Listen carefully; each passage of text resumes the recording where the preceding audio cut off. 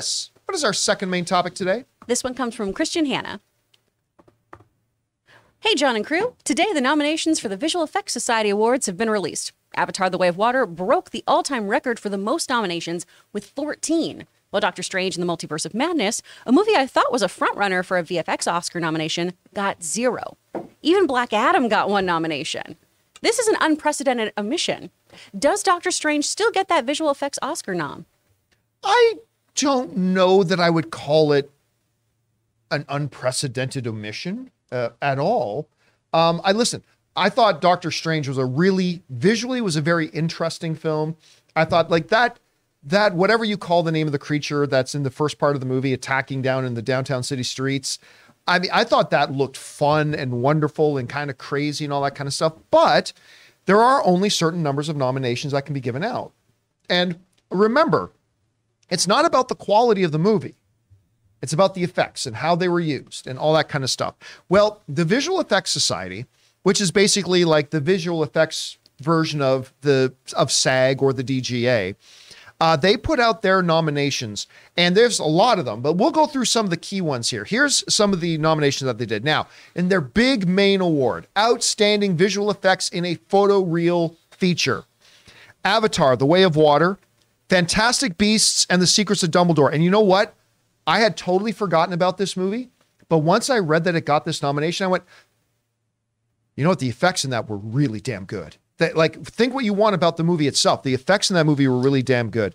Again, Jurassic World Dominion. It's not about the movie being great. The effects were fantastic. The Batman. Remember, it's not all just about CGI. Top Gun Maverick also was. So there's your 5 big nominees. Top Gun Maverick, Jurassic World Dominion, Fantastic Beasts, Secret of Dumbledore, and Avatar: The Way of Water. Also, some other big visual effects heavy movies not on that list. Black Adam, Thor: Love and Thunder, a few others as well. But those are your big ones. Now, there are a few other interesting ones. And now, then I don't understand this. I'm going to have to ask somebody at the VES, the Visual Effects Society, what is a supporting visual effect? I'm not quite sure what that means, but they're outstanding visual effects in a photoreal feature, supporting visual effects. I'm going to assume that means in a not heavy visual effects movie. It's a visual effect with underwire. Is that what it means? I assume. I'm just only speaking in broad terms. They have Death on the Nile, I Want to Dance with Somebody, The Fabelmans, Gray Man, and Pale Blue Eyes, and 13 Lives. So I'm assuming that means in a film that doesn't have a ton of visual effects. Or it means not just a ton of visual effects, but something that's looking to recreate reality. That's photoreal, but what's the difference between supporting? Well, like, for instance, if you're going to create like a building or something, or maybe like David Fincher, how he recreated San Francisco in Zodiac. I don't know. All right. Then we move on to Outstanding Visual Effects in an Animated Feature.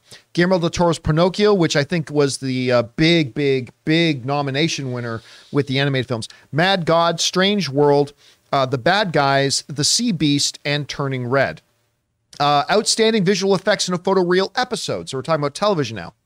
House of the Dragon, The Black Queen, Prehistoric Planet, Ice Worlds, Stranger Things 4, The Piggyback, and The Boys, Payback, and The Lord of the Rings, The Rings of Power, Udon. In Outstanding Supporting Visual Effects in a Photoreal Episode, again, I don't even want to bother with those ones. I don't know what some of these categories are. Say that at the awards too. Outstanding Visual Effects in a Real-Time Project. Not sure what that means because we got some video games. Is that what it is? Anyway, God of War Ragnarok, Gotham Knights, Supermassive Games, The Quarry, The Castillo Protocol, or the Callisto Protocol, sorry, and The Last of Us Part 1? I'm thinking that's they redid it for PS5. Oh, yeah. Right, they did a remaster. This probably has to do with like effects that are being generated on the fly by Unreal Engine or something. Yeah. Right, then they've got a whole bunch of different like effects for other things other than movies and TV shows. This is the neat one. Outstanding Animated Character in a Photoreal Feature. I love that. I love that category. Avatar: The Way of Water's character, Kiri. Beast, the Lion. You know what? That's a low-budget little film. I was stunned how good the lion looked in that movie. That's an Idris Elba film if you haven't seen it. It's actually kind of fun. Disney's Pinocchio, Honest John, and the Slumberland Pig.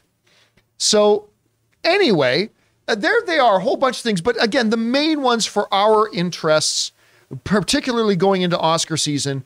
Their nominees by the Visual Effects Society: Avatar, Fantastic Beasts, Jurassic World, The Batman, Top Gun: Maverick. We want to thank a sponsor of this video, MasterClass. MasterClass offers classes on a wide variety of topics, all taught by world-class instructors at the very top of their fields. Each class is broken out into individual video lessons, usually around 10 minutes long. And MasterClass is completely accessible on your phone, the web, smart TV, and available via audio mode to listen to classes on the go. They have over 2,500 video lessons from over 180 of today's most brilliant minds. They're all available anytime, anywhere on iOS, Android, desktop, Apple TV, Amazon Fire TV, and Roku. Now, obviously around here on the John Campea Show, we love our movies, so why not learn filmmaking from Jodie Foster, or maybe directing from Ron Howard himself, or the great Neil Gaiman doing his masterclass on the art of storytelling. And you guys have heard me talk about my favorite masterclass, Business Strategy and Leadership by Big Papa Iger himself, Bob Iger, the new and returning CEO of Disney. Guys, I highly recommend that you check it out. This holiday, give the perfect gift of an annual Masterclass membership and get one free. Go to masterclass.com/Campea today. That's masterclass.com/Campea. Terms apply. Rob, you see the list? Anything like, how well do you think that's going to compare to the Oscar list that comes out? Well, I think pretty close, because, you know, it's the branches of the Academy also that are voting on these things. And I think this is a great list. I mean, going back to what the viewer asked about Doctor Strange, the thing about Doctor Strange is there wasn't any groundbreaking effects in Doctor Strange.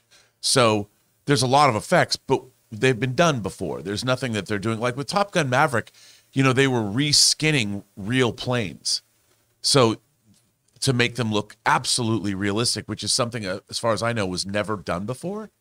You know, they were using real aircraft that they went back, that were in the sky, and then they skinned them with different aircraft, so they looked different, but you still had the qualities of something really flying, which had never been done before. And it was absolutely, completely convincing. Oh, it was like, I think there's probably a lot of people hearing that going, wait a minute, they did what? Yeah. It looks so good. Like the plane in the beginning that Tom Cruise is flying, the test, that's not a real plane, you know, but you'd never know it. I mean, it was incredible.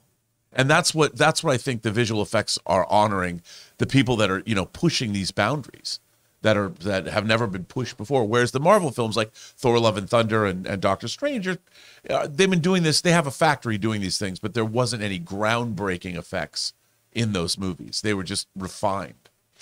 Chris, 2 questions for you. Number one, how do you think this list will compare when the Oscar nomination for Best Visual Effects come out? And, you know, and also I've said that the number one, I think, lock for this year's Oscars is Cate Blanchett winning for Tar. Yeah. But outside of the acting, I mean, should they just mail the Oscar to Avatar: The Way of Water at this point? I know, could there be one that actually poses a threat to it? What do you think? I'm honestly not sure, because it does break so many barriers. I will say, we've talked about this before too, Jonathan has brought it up, of how sometimes the motion smoothing was a little off-putting.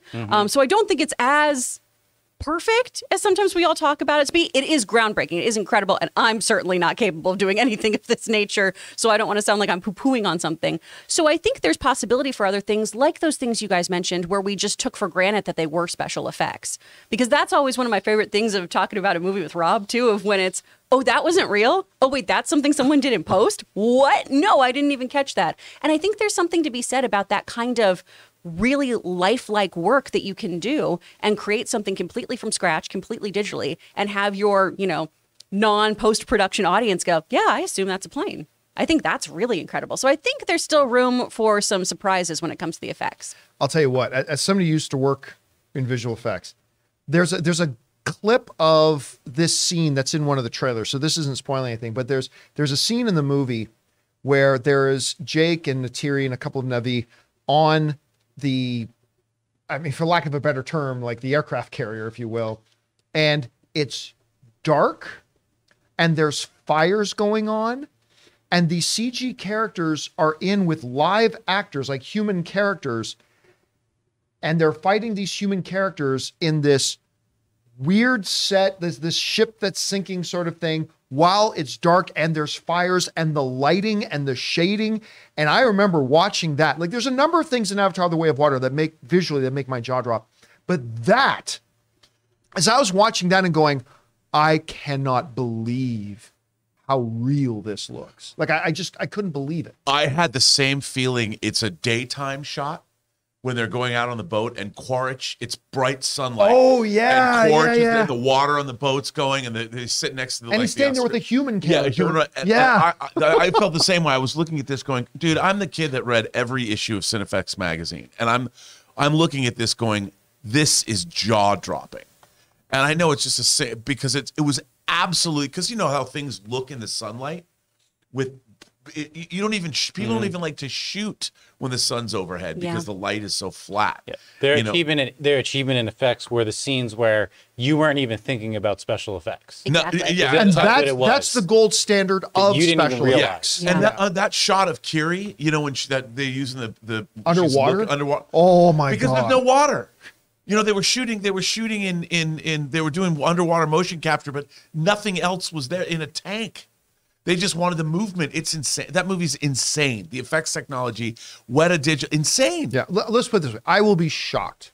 It's not impossible, but I will be shocked if Avatar: The Way of Water does not win this visual effects. Literally every single shot has an effect in it. That's why they're worried about if they can get Avatar 3 done for Christmas of 2024, because even with the render times now, if they rendered the shots they've already got, it's going to take 2 years to render them out. I think a lot of people don't understand how long rendering takes. Oh, especially rendering what resolution they're rendering at. What's that, Jonathan? Rendering those files. I mean, look, listen. There's a reason that you sometimes you'll hear. We should move on, but just quickly, you'll hear the term sometime render farms, where it's literally, and we had this at the company we had a closet where we literally had 16 computers, all set up just in a closet, all set up, connected to our network, where like each frame.